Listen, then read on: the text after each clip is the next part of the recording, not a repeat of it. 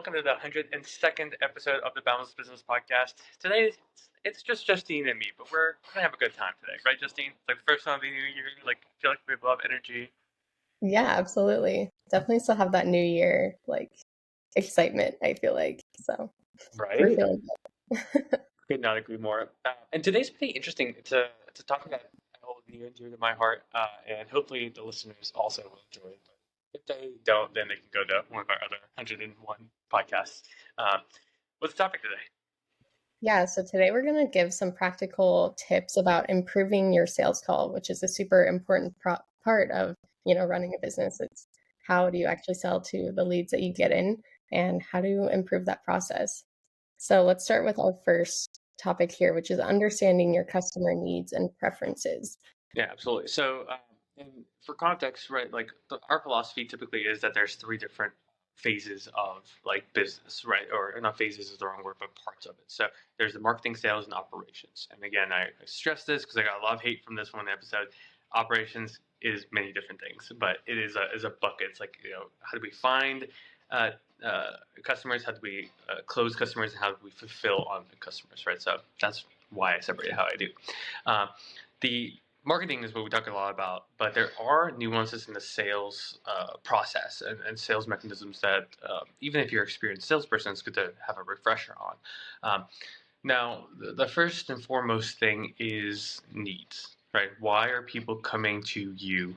If you go to an insurance company, you're going in there for a very specific thing. If you're going to a landscaping company, you're going there for a specific thing. So you want to figure out like what is the need that people are there to have. And we don't have a lot of people who are in the entertainment space listening to the podcast, but even that, there's like they want escapism or they want uh, have a good time. There's still a need in there. So you want to really understand what the need is, right? So for landscaping, for specific like a reason and an example is you might have worked very very hard to buy your first house, but the front yard is just not where you want it to be. It doesn't have the curb appeal that you want. Like when you get in there, it doesn't make you feel like excited to be there, right? So the need is you want your hard work to be somewhat justified, but also like you want to show that you care, right, about what the house, which is for most people the biggest investment that they have. So you want to make sure that like when you go there, you figure out what is the need for. So for them, it might be that they want to make it practical, or they want to make sure that it conserves water, or that it's easy to maintain, or that they can show off how great the property is. Like whatever that is, there's a need in there that you want to highlight. Um, the best thing you can do is really try to understand what are the decisions and things that need shows. So, for instance, if someone wants artificial grass, usually they want it for a cost reason, right? They don't want to spend money on mowing the lawn or watering it. So you understand, okay, they want slash need turf in their front yard, right? That's what they say. But what is a further level deeper that is really going to push them over the edge, right? Maybe it's their HOA is requiring that they go from rational grass to artificial turf. Well, that's a strong need, right? Like you need to get this done. There's a timeline associated with it. So you want to alleviate the pain or cost or efficiency or reputation, whatever it is. You want to highlight what are the key factors to make up that need. And then really, really make sure you bring it home and tailor your sales pitch to it, right? So maybe you really want to push that this is a brand new product, and you have a special patent on it. Most people won't care unless it relates back to their need. Let's backtrack a little bit to even before the sales call. We always talk about the qualification piece, right? So let's talk about how important it is to qualify the lead before you even get them on a call so that you're not wasting your time or the lead's time. Yeah. One of my favorite internet marketers highlighted that there's usually three main objectives, right? It is one, do they actually want the thing that you're selling? Two, do they trust like you? Do they think that you can fulfill on what they need? And then three, can they afford it? And can you afford it is a very interesting one because gun to your head, you can most likely do it, but it's like, is the willingness there to afford that thing?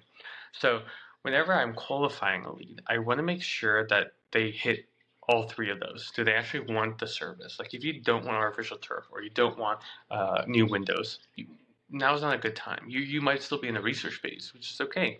97% of people are. I want to talk to the 3% that are ready to make a move. Trust. Before the call, I want to make sure that they or meeting, I want them to know that I've done this before. So usually what I like and what I recommend is send past work, right? Be like, hey, listen, we're so excited to meet with you. Here's our Instagram. It has 300 pictures of projects we've done. This is our Yelp review. This is something that they can verify that you can fulfill on the need that they have. And then third, I like to bring pricing up very early on in the conversation. I don't want to have like a 2-hour presentation just for them to realize that this is out of their price range. Now you want to have a delicate balance here. That's why what I recommend is upfront pricing, high level on a very specific thing. Understand their needs a little bit more, and then that package might be overkill for what they want or underkill, right? So for instance, for Windows, you might want energy efficient windows because your house is like leaking heat, right, during the winter. Um, that's awesome. But if you're doing your presentation and you realize that it's actually like the front of the house windows and there's like 5 really prominent ones that are causing it, they might have opted in for a 10 window, but you can now keep that in mind, knowing that 5 in the front are just like really tattered and they're the ones causing most of the problem. So you can actually tailor your pricing based on their need, which in this case, there might be 5 windows up front that are causing most of the pain. With that being said, kind of goes into like the next big thing, which is like being transparent throughout the whole process. Like you don't want to hide or mislead anyone, and that's a huge problem with online advertising. It's like we do these promos that are like 50% off, but there's a little asterisk at the bottom that excludes 99% of things. So what we like to do is we like to get very specific. 5 windows for this price. This specific price on artificial turf if you buy 350 square feet. Like you want to get very specific because that eliminates a lot of the problems that people have in there. And again, with the value propositions, like if there's a 10-year warranty, don't say there's 15-year warranties. Like, I know it sounds simple, but you can do that. If you didn't do a project in a specific neighborhood, don't say that you did because they might know the person and say, like, no, they don't have new windows or no turf or whatever that is. That could instantly destroy the value add that you have. Yeah, it's pretty interesting to how quick you can destroy yourself by misleading the person. Yeah, I feel like authenticity is so big in 2024. Like customers really value brands that are authentic and honest. So I think that's a great point to bring up. You spoke about it a little bit, but using visual aids during your presentation can be really helpful, especially for like windows and doors. Let's talk about that a little bit. Yeah, absolutely. So I was like trying to see if I could pull something up right now that we can show a visual aid. But one of the best things that you can do that a lot of people don't do is actually bring out and have assets ready to show the person, because once you understand their need, like a very simple like illustration, let's say for windows in this case, right, of like a good window and bad window, and you can show like how the air, like of a warm house cold outside, like how fast it leaves with bad windows, and you can have like a sliding scale. You can say, hey, your window kind of looks like image 4, and image 4 tends to leave, or lose 10% of its heat every hour or something like that. Something where you can visually show them, because then you're assigning a different variable into the conversation. Because not everyone is analytical. Some people are visual and they want to actually see things. And you want to tailor your message in your sales process to that individual. So if they're very analytical, you want to really bust out the numbers. If they're more visual, then you want to have something there, even like a sample of it. Like, hey, if you could feel this difference between these two products, and they then are able to make much more informed decisions based on that. It's very, I mean, And you can even have it simple, like your Instagram or your Facebook, your Google My Business. You can go on Canva and design something. If you want an actual physical product, what I recommend is going to like Office Depot, getting like a cardstock that's a little thicker. So when you hand them something, like images of past work, it feels nice in their hand. There's all these small things that really, over time, will make your presentation so much more solid because everyone's giving them the same, in the case of the paper, right? The same like very like soft paper. Like yours is now different because it's cardstock, for instance. So having something you can like showcase is going to be so much more valuable to certain people uh, versus maybe you have a spreadsheet on your phone and you can show them a cost benefit. That might be for the analytical person what pushes them to work with you. I feel like there's some like psychology hacks in here that we could dive super deep into if we had more time. Yeah, Um, the whole podcast that we can go into sales psychology. right. Our last tip here is more so about the after the sales call, which is the follow up. So, how important is following up with the person that you had the call with? Yeah, very few people are going to convert right on the call. So what you really want to focus on is like, how do I maximize the time I have, as well as making it personal to the end consumer. Right? So, for instance, uh, do what you say. So if you say you're going to send an email the next day, send it the next day. Don't worry about it.